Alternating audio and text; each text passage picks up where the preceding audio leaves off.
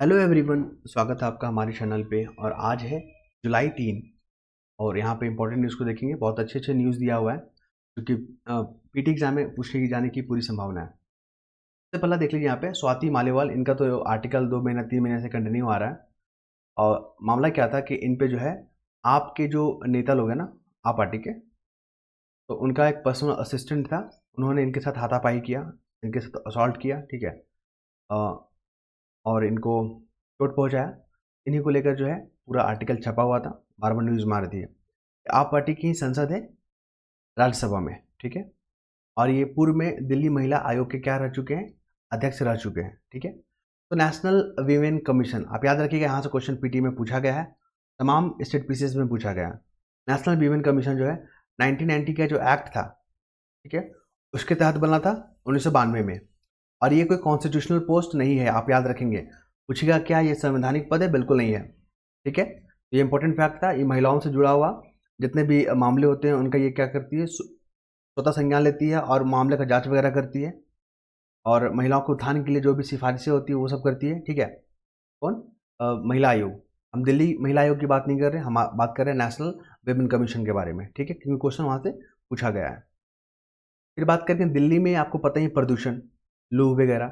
तो यहाँ पे क्या हो रहा है कि यहाँ पे पंजाब को टारगेट किया जा रहा था। पंजाब बल्कि दिल्ली का पड़ोसी देश, पड़ोसी राज्य भी नहीं है, माफ़ कीजिएगा, पड़ोसी राज्य भी नहीं है। लेकिन लोग बोल रहे थे कि पंजाब में जो पराली जलाते हैं उसके कारण जो यहाँ पे दिल्ली में जो प्रदूषण हो रहा है उसके लिए जिम्मेदार है। आपको बताते हैं दिल्ली जो है वहाँ पे कौन कौन से राज्यों के साथ सीमा साझा करता है। ये हो गया हरियाणा, उत्तर प्रदेश और राजस्थान, ठीक है। ये तीनों जो है यहाँ पे स्टेट के साथ सीमा साझा करता है। तो यहाँ पे पंजाब को आप डिक्लेयर कर रहे हो कि नहीं, पराली जलाने से दिल्ली में प्रदूषण हो रहा है, इसके लिए यही जिम्मेदारी, तो सही नहीं है। एनजीटी याद रखिए, यहाँ से क्वेश्चन पूछा गया है। एनजीटी, नेशनल ग्रीन ट्रिब्यूनल, बहुत बार पूछा गया, 2010 में बना है ये। और ये एक्ट के माध्यम से बना है, ये कोई संवैधानिक पोस्ट नहीं है, ठीक है।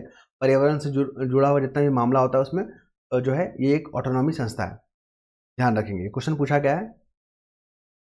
फिर आ जाइए यहाँ पे, अभी हम लोग बात करेंगे डिजिटल मीडिया के बारे में। अभी आप फेसबुक चलाते हो, यूट्यूब चलाते हो, रील शॉर्ट पूरा भरमार है एकदम, इंस्टाग्राम, ट्विटर सब चला रहे हो ना, डिजिटल मीडिया। तो इसका क्या फ़ायदा है और कहाँ नुकसान पहुँचाया है, इसी के बारे में ये आर्टिकल छपा हुआ है।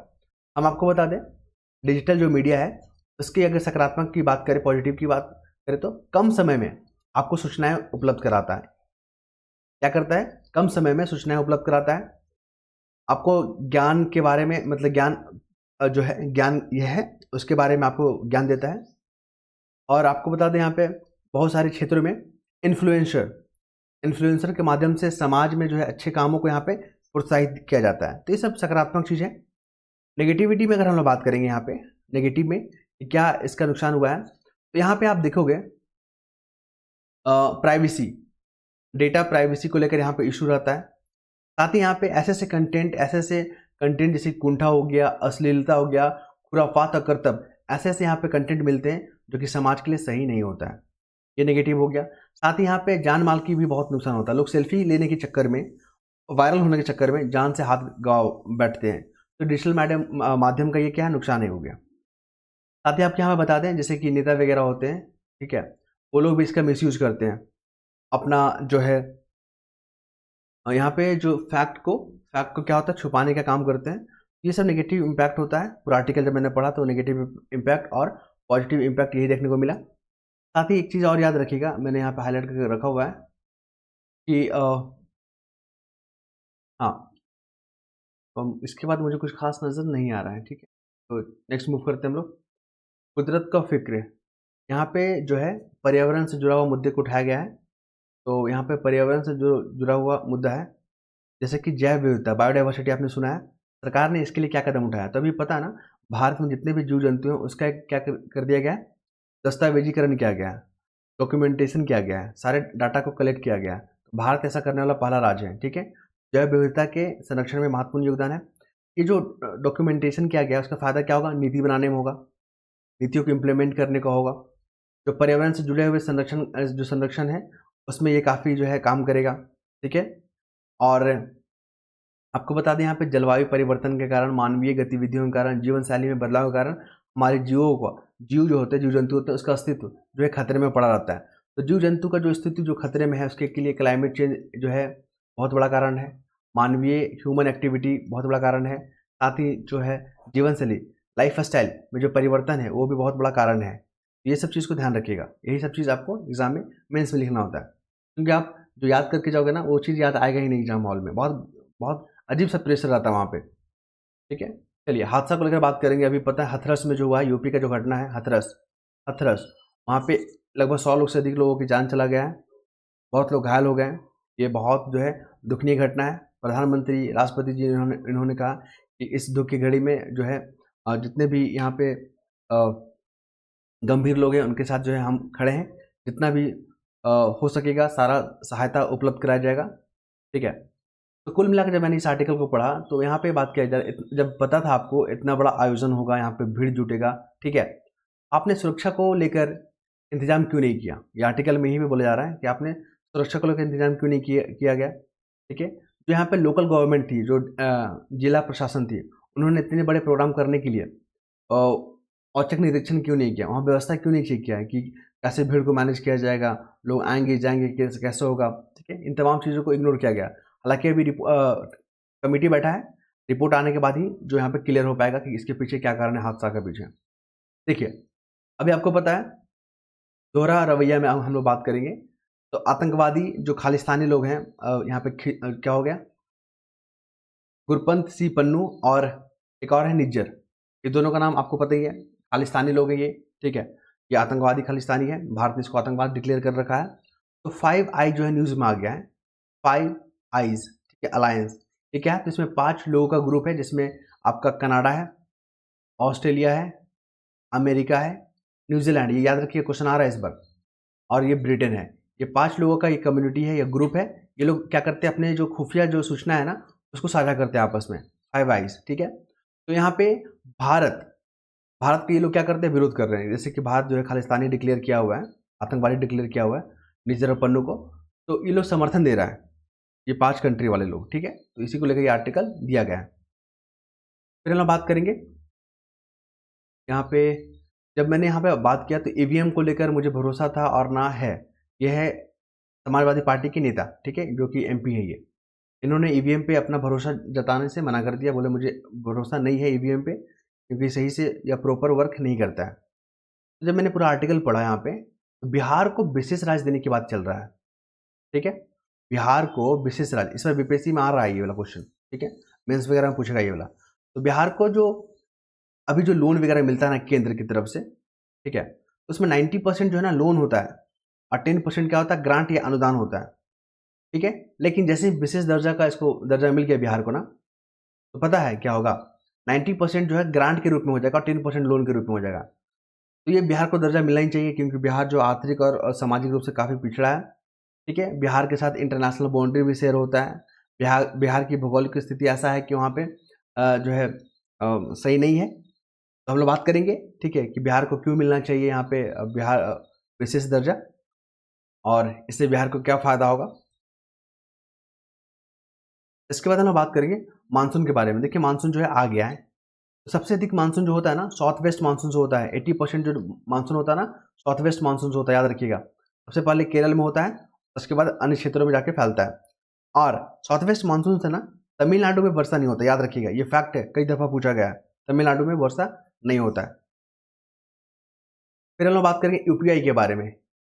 यूपीआई को लेकर, ठीक है, अभी हम लोग चार जो देश है ना, थाईलैंड हो गया और फिलीपींस हो गया, सिंगापुर हो गया, मलेशिया, इन 4 देशों जो आसियान के मेंबर है, ठीक है, उनके साथ हम लोग समझौता किए हैं यूपीआई को लेकर। ठीक है, फास्ट पेमेंट सिस्टम, एफपीएस को लेकर। ये हम लोग जो है खुदरा जो ट्रांजेक्शन कर रहे हैं ना, आपस में क्या करते हैं, सहयोग करते हैं। ठीक है, ताकि हमारा लेन देन बढ़े। फिर बात करेंगे एन नॉन टैरिफ बैरियर क्या होता है। नॉन टैरिफ बैरियर क्या होता है? देखिए, एक देश दूसरे देश के साथ जब व्यापार करता है तो लोग टैक्स वगैरह लगाते हैं ना, ठीक है, शुल्क के रूप में। लेकिन कुछ नियम ऐसे होते हैं जो अपने मानव के लिए, अपने नागरिक के लिए, अपने पर्यावरण के लिए, अपने जीव जंतुओं के लिए तो कुछ नियम बना कर रखते हैं, उसी को बोलते हैं नॉन टैरिफ बैरियर। ठीक है, जैसे भारत को जो है 2030 तक क्या करना है, एक्सपोर्ट में लगभग $1 लाख करोड़ का, $1 लाख करोड़ का क्या करना है हमें, लक्ष्य को प्राप्त करना 2030 तक, करना है ना 1 लाख करोड़ तक। तो इसके लिए क्या करना होगा? तो इसके लिए हमें एक्सपोर्ट बढ़ाना होगा। लेकिन चीन हो गया, जापान हो गया, अमेरिका हो गया, यूरोपीय संघ हो गया, ये लोग क्या करता है भारत में, जो यहाँ पर देख रहे हो नॉन टैरिफ बैरियर लगा देता है कि आपके में जो कीटनाशक और इंसेक्टिसाइड और पेस्टिसाइड यूज हो रहा है ना, वो सही नहीं है हमारे पर्यावरण के लिए। तो इस कारण से जो है भारत का एक्सपोर्ट जो है ना, एक्सपोर्ट में बाधा बना हुआ है। ठीक है, ध्यान रखिएगा इसको, इंपॉर्टेंट फैक्ट है। जैसे भारत जो है मिर्च का एक्सपोर्ट करता है, चाय का करता है, बासमती चावल करता है, दूध का करता है, मुर्गी, गोवंश मांस का, फिर मछली का, रासायनिक खाद का, तिल, ब्लैक टाइगर झींगा, ठीक है, दवाएं, परिधान, चिकित्सा, तमाम चीज़ों का क्या करता है भारत एक्सपोर्ट करता है। लेकिन जो ये कंट्री है ना, जैसे हो गया साउथ कोरिया हो गया, चाइना हो गया, अमेरिका हो गया, यूरोपीय यूनियन हो गया, तमाम कंट्री जो है बोलते हैं कि ये इनके जो है इंसेक्टिसाइड पेस्टिसाइड का बहुत ज़्यादा यूज होता है। इस कारण से हमारे पर्यावरण, हमारे पशु, हमारे पौधे के लिए सही नहीं है, इसलिए उन पे नॉन टैरिफ बैरियर लगाएंगे। ठीक है, चलिए इसके बाद बात करेंगे हम लोग। देखिए अदालत के बारे में, यहाँ पे सुप्रीम कोर्ट के जो चीफ जस्टिस ऑफ इंडिया कौन है? डीवाई चंद्रचूड़ हैं। याद रखिए, वनडे एग्जाम के लिए बहुत इंपॉर्टेंट फैक्ट है। पहला ये हो गया। दूसरा याद रखिएगा, सुप्रीम कोर्ट में जो जज है अभी 34 है। ये पावर किसको दिया गया बढ़ाने का? संसद को। ये क्वेश्चन कई दफा पूछा गया है, ध्यान रखिएगा।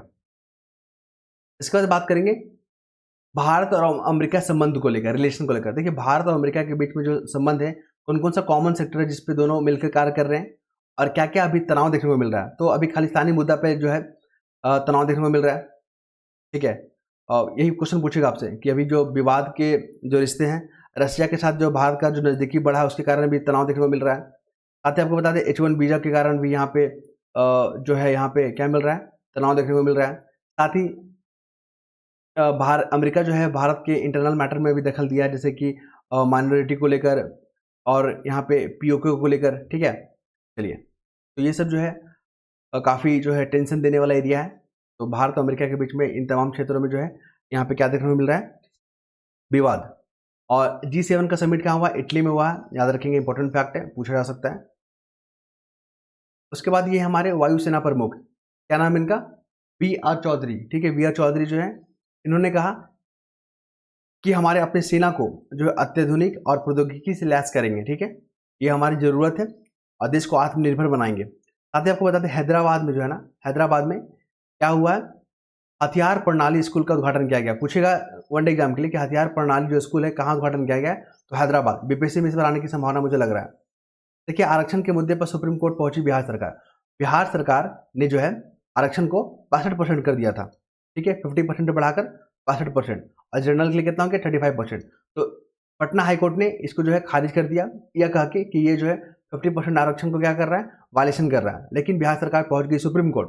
ठीक है, तो और पटना हाईकोर्ट ने आर्टिकल 14, आर्टिकल 15, आर्टिकल 16 का जो यहाँ पे दिया आधार कि इस आधार इसका उल्लंघन कर रहा था, इसलिए मैंने इसको जो है हटा दिया। ठीक है, याद रखेंगे।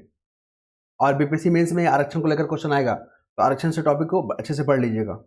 देखिए कच्चा तीवी जो आइलैंड है, ये न्यूज़ में आ गया है। आपको बता दें ये भारत का हिस्सा हुआ करता था 1973 तक, लेकिन 1974 में जो इंडियन गवर्नमेंट थी, ठीक है, उन्होंने जो है दे दिया। इंडियन गवर्नमेंट जो थी उन्होंने श्रीलंका को दे दिया। तो कच्चा तीवी जो है जो आइलैंड है उसको वापस लाने की बात की जा रही है। इस कारण से न्यूज़ में ध्यान रखिएगा। आदित्य L1 क्या है? तो ये एक सौर मिशन है। क्वेश्चन पूछने की पूरी संभावना मुझे लग रहा है क्योंकि न्यूज़ में बहुत आया है। सौर मिशन है हमारा पहला, आदित्य L1। L1 का मतलब क्या होता है? लैग्रेंज पॉइंट बोलते हैं इसको। ये वो पॉइंट है जहां पर हमारा जो सैटेलाइट है ना, यहाँ पर स्थिर रह के सूर्य को ऑब्जर्व करेगा। ठीक है, तो ये इंपॉर्टेंट फैक्ट है, ध्यान रखेंगे। पिछले बार बीपीएससी में आर्टिमस के बारे में पूछ दिया था। फिर देख लीजिए यहाँ पे क्वेश्चन पूछता है डूरंट कप। ये जो कप है ना, किस खेल से जुड़ा हुआ है? तो डूरंट कप जो है ये जुड़ा हुआ है फुटबॉल से। याद रखिएगा, भारतीय फुटबॉल से जुड़ा हुआ है, इंपॉर्टेंट फैक्ट है। इसके बाद मुझे कुछ खास नजर नहीं आया। अगर आपको अच्छा लगता है हमारा प्रयास, एफर्ट अच्छा लगता है, तो आप लोग इसको जो है अपना फीडबैक जरूर देंगे। धन्यवाद।